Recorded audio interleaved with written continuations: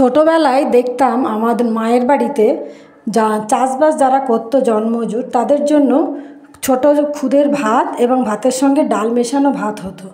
আমি আজকে এরকম একটা পদ করেছি, এটাকে বলা হয় ভুজো। আমরা ওই ডাল দিয়ে ছোটো চালের রান্নাকেও ভুজো বলতাম। তো এটা কিন্তু অত্যন্ত সুন্দর হয়েছিল। আর এই ভাতটা আমি রান্না করেছি, কিভাবে করেছি দেখায়। ভাতটা চাপিয়ে দিয়েছি, এদিকে মাছটাও ভাজতে বসিয়ে দেবো। মাছটা তেল দিয়ে দিয়েছি, মাছটাতে নুন হলুদ মাখিয়ে এবার মাছটাকে ভাজতে বসিয়ে দেবো। আর এই যে ভাতটা রোজকার দিনের, এই ভাতে আলু দিয়ে দেবো। রোজকার দিনের সেই সবজি তরকারি মাছ মাংস ভাত এগুলো না করে এক এক দিন দুপুরের মেনুতে এটা রাখলে কিন্তু খুবই ভালো লাগে, দারুণ টেস্টফুল খাবার। এদিকে বেগুন আর টমেটো আমি সেঁকতে বসিয়ে দিয়েছি, ওটা হালকা করে তেল দিয়েছি যাতে কড়াইতে ধরে না যায়, ওটাকে আমি ভর্তা করবো। এদিকে মটর কড়াই ছাড়িয়ে রেখেছিলাম, ভাতের সঙ্গে মিশিয়ে দিলাম আর ভাতেতে নুন দিয়েছি আর আলু দিয়ে সিদ্ধ করতে বসিয়েছি। এদিকে মাছটাও আমার ভাজা হয়ে যাচ্ছে।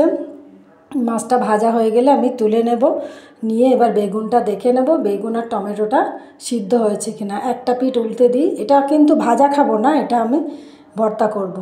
এটাকে সেঁকে নিচ্ছি, জাস্ট একটু সামান্য তেল দিয়ে সেঁকে নেওয়া। মাছটা এদিকে ভাজা হয়ে গেছে, মাছটা তুলে দেব। এবার ভাতটা দেখে নেব যে আমাদের ভাতটা কতটা হয়েছে। ভাত প্রায় হয়ে গেছে মটর দিয়ে।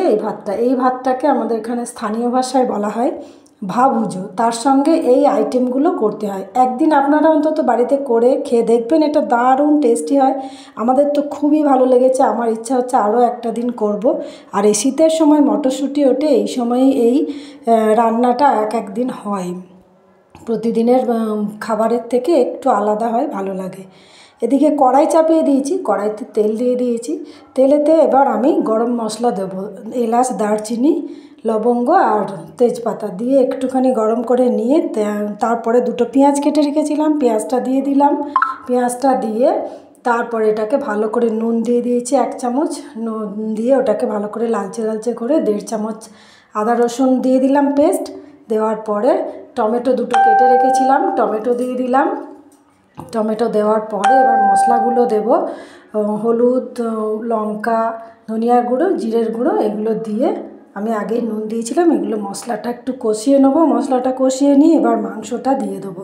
সামান্য একটু জল দিয়েছি যাতে মশলাটা পুড়ে না যায়, সেই জন্য আমি সামান্য জল দেওয়ার পরে এই মশলাটাকে একটু নাড়িয়ে চাড়িয়ে নিয়ে মাংসটা দিয়ে দিলাম। এবার মাংসটা কষতে থাকবো আর একটুখানি আমি চাপা দিয়ে রাখবো। মাংসটাকে চাপা দিলে এর থেকে একটু জল বেরোবে, তারপরে আমি ভালো করে কষে জল দিয়ে ওটাকে পুরো রান্না করে নেব।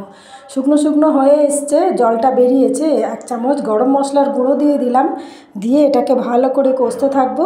ততক্ষণ আমি এদের কষে নিয়ে তারপরে চাপা দিয়ে দেবো, দিয়ে এটাকে হতে দেব।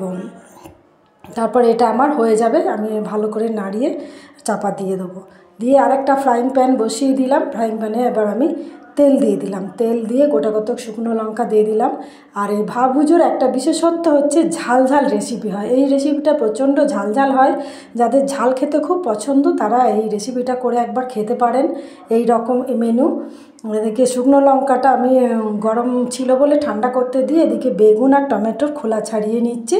বেগুন আর টমেটো খোলা ছাড়িয়ে আলু দিয়ে রেখেছি। এবার শুকনো লঙ্কাটাকে নুন দিয়ে আমি ভালো করে ম্যাশ করে নেব, নিয়ে এটা কাঁচা পেঁয়াজ দিয়ে এটা কিন্তু আলাদাভাবে রাখতে হবে, শুধু এটাকে দিয়ে ভাত খেতে হবে। এটাকে বলা হয় পেঁয়াজ ভর্তা। পেঁয়াজ ভর্তা করা হলে এবার 2-3টে কাঁচা লঙ্কা নিয়ে নিলাম, নিয়ে তাতে খানিকটা পেঁয়াজ দিয়ে সরষের তেল দিয়ে দিলাম। সরষের তেল দিয়ে এবার কিছুটা 3টে ভাগ করে নিয়েছি, কিছুটা আলুতে দেব, কিছুটা বেগুনে আর কিছুটা টমেটোতে দিয়ে আলাদা আলাদা করে ভর্তা করব। এগুলো একসঙ্গে ভর্তা করা যায় না, কারণ 3 জনের টেস্টই আলাদা। হয়ে গেছে, এবার আমি 1 বাটি ভাত দিয়ে ভাতটাকে আমি সাজিয়ে দেব। লেবু আর লঙ্কা দিয়ে দিলাম, এদিকে টমেটো ভর্তা বেগুন ভর্তা আর চিকেন কষা দিয়ে দিলাম, এদিকে শশা দিয়ে দিলাম, শশা দিয়ে 2 পিস মাছ ভাজা আর একটু আলু ভর্তা দিয়ে আমি এটাকে সাজিয়ে দেবো। এবার মেনু হচ্ছে ঝাল রেসিপি, যেহেতু এই পেঁয়াজ ভর্তা, শুকনো লঙ্কা দিয়ে পেঁয়াজ ভর্তা। ধন্যবাদ সবাইকে ভিডিওটি দেখার জন্য।